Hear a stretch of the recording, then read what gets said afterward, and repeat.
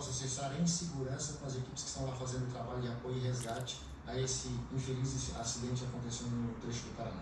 Já é possível afirmar que ao menos 10 a 15 veículos foram atingidos? Esse número pode ser maior, comandante? Olha, a informação preliminar que nós temos é que a região de escorregamento em que ocorreu justamente esse incidente é uma área de aproximadamente 200 metros. Os veículos estavam parados em razão de um outro problema que estava mais abaixo na rodovia. Então, é um número significativo de carros que podem ter se deslocado, esperamos que não, mas a expectativa é que a gente tenha realmente uma quantidade de veículos ali abaixo que acabaram sendo deslocados, jogados, né, numa região de precipício um pouco mais abaixo em razão desse deslizamento do solo. Uma vítima fatal foi confirmada, seria o motorista de um dos caminhões? A gente não tem essa informação, sim, a vítima foi localizada e resgatada já, o corpo. Nós não temos informação se era um motorista de caminhão ou de um veículo de passeio, mas ele já foi entregue às autoridades para que possam fazer a identificação e nós seguimos o trabalho justamente para poder, o mais rápido possível, acessar essas pessoas que estão lá e naturalmente fazer a localização e resgate delas. Comandante, a gente está com um alerta vermelho ainda por conta dessa chuva que atinge o estado, principalmente para as próximas horas. Há esse monitoramento da Defesa Civil junto com vocês? Como é que, o que a gente pode passar de mensagem até para quem está acompanhando o Balanço Geral? Perfeito, a gente orienta a população catarinense. Desde o último sábado nós estamos acompanhando junto com a Defesa Civil do Estado os alertas com relação às chuvas no estado de Santa Catarina. Nós temos um indicativo que de hoje para amanhã nós teremos um volume ainda muito importante e grande de chuva no todo o estado do catarinense, principalmente faixa litorânea. Então a gente pede à população que tenha atenção com relação a áreas de alagamento, áreas de inundação, movimento de solo próximo às suas residências. Qualquer problema com relação a esse cenário, por favor, acione o Corpo de Bombeiros através do 93 ou Defesa Civil através do telefone 99, que nós estaremos prestando atendimento e dando a resposta mais rápida possível. Obrigado, comandante-geral do Corpo de Bombeiros Militar de Santa Catarina, falando ao vivo aqui no Balanço Geral. Polita, contigo no estúdio. Obrigado, Oswaldo Sagaz, com informações ao vivo direto do comando do Corpo de Bombeiros. Vamos à maior cidade do estado. Micael Melo nos aguarda para trazer informações atualizadas. Está no Hospital São José, foi montado uma estrutura para receber as vítimas. Muita gente chegou por aí, Micael. Boa tarde, Felipe. Boa tarde para quem está acompanhando o Balanço Geral. Na verdade, até o momento, uma pessoa chegou até aqui, um caminhoneiro de 43 anos que foi socorrido lá no local do acidente. Ali por volta das 3 horas da manhã, da madrugada, ele foi trazido então por uma ambulância da Polícia Militar. Então ele foi trazido até aqui no Hospital São José, onde eu estou aqui em frente.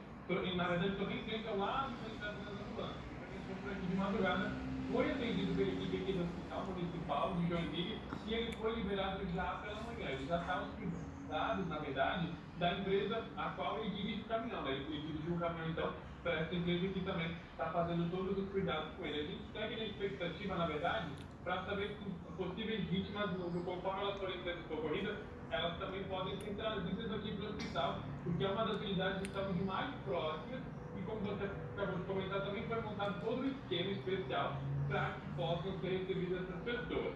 Caso esse número seja muito elevado também, outros profissionais de saúde devem também ser empenhados para vir até aqui essa unidade.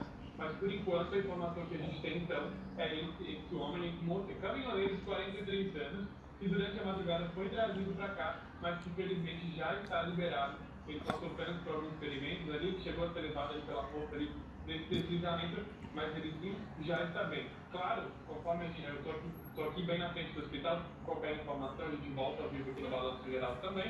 E como eu falei, né, se outras vítimas forem ser socorridas, existe a grande possibilidade de parte delas virem aqui para Joinville. Por enquanto, com essas duas informações, agora posso insistir com você.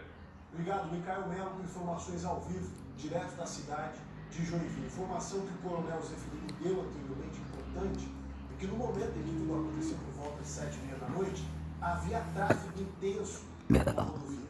Como havia um outro problema, poucos quilômetros adiante, os carros estavam parados em fila. Por isso, ao longo desses 200 metros de extensão dessa terra toda que você observa na imagem do BG Drone, acabamos sendo atingidos e não tinham o que se fazer. Eles estavam parados entre a cruz e a caldeninha, não podia dar ré, não podiam ir para adiante. Quando a terra veio em quantidade, empurrou com força bruta todos esses veículos ladeira abaixo.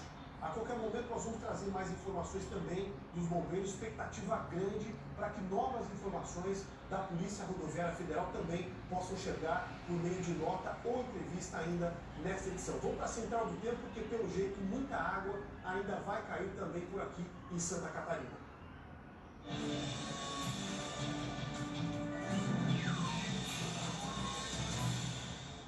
Camila Oliveira ao vivo, direto da Central do Tempo, a situação dramática. A Camilinha, você já tinha dado na semana passada a expectativa e, portanto, a chegada agora de um índice pluviométrico altíssimo. As consequências estão aí. Boa tarde.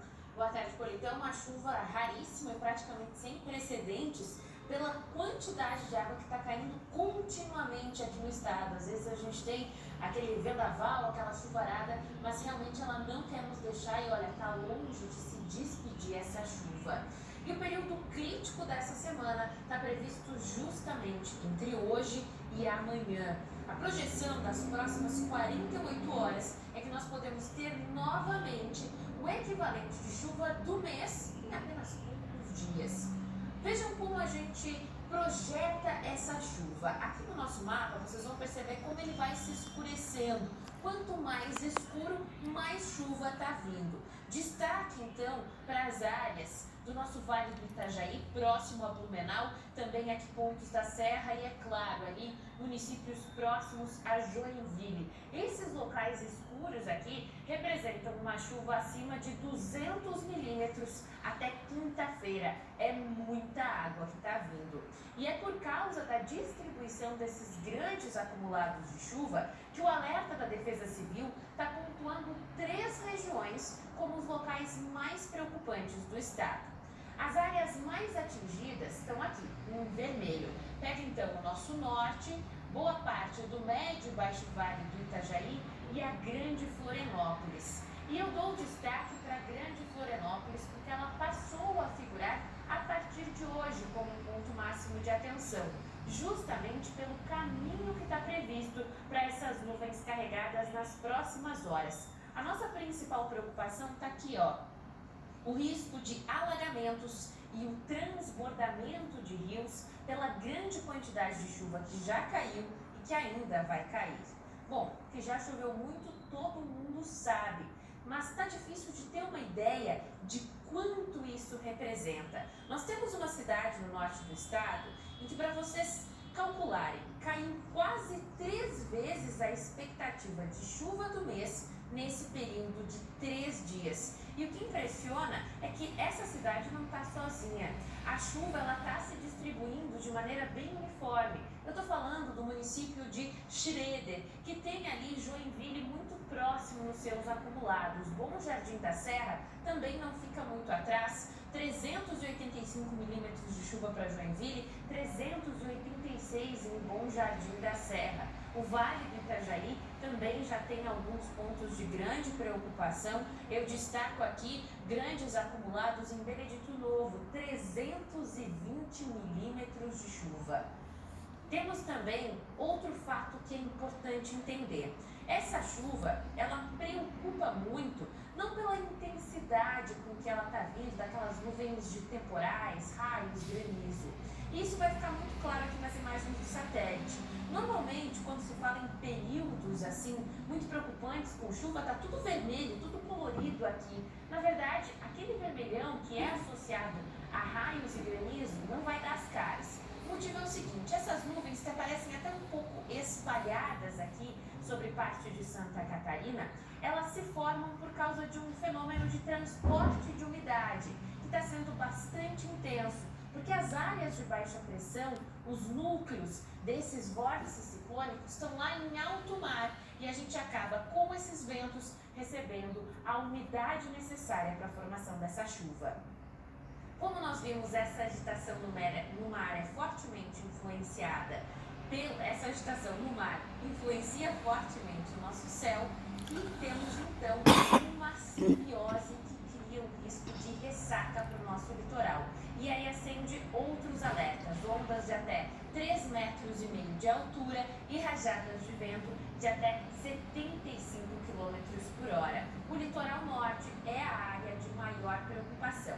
E já que a gente está falando nele, vale uma espiadinha ao vivo. Nosso destino é justamente a área de divisa com o Paraná. Itapoá, ao vivo nesse momento, a gente tem uma leve abertura no céu, 24 graus. Vai ser muito comum a gente ter esses momentos ao longo da tarde de uma leve abertura, mas sem muita emoção, gente. A chuva ainda vai voltar e a recomendação é que os pescadores e surfistas não entrem na água, até porque tem chance de alagamentos costeiros por causa da forte oscilação marítima. A quarta-feira não promete muita mudança, então a gente vai ter novamente faixa leste com chuva persistente e lá no oeste, outra realidade, sol entre nuvens com pancadas de chuva entre a tarde e a noite. As temperaturas só sobem onde o sol consegue brilhar. Então nós temos no oeste até um calor significativo, ali com 30 graus em Chapecó, vindo em direção à faixa leste, termômetros na casa dos 23 a cerca de 25 graus. E vamos falar dos próximos dias, mais reprise no céu. O estado vai continuar dividido, muita chuva para a faixa leste. No oeste, essa realidade alternativa de sol entre nuvens com pancadas de chuva no fim do dia.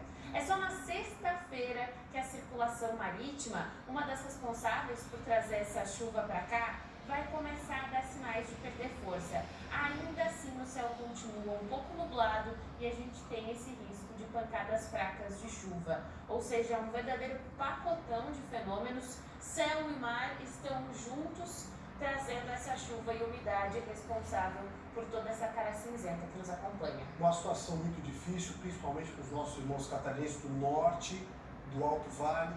Situações difíceis em pelo menos 10 cidades, 200 pessoas, mais de 200 pessoas até então desalojadas.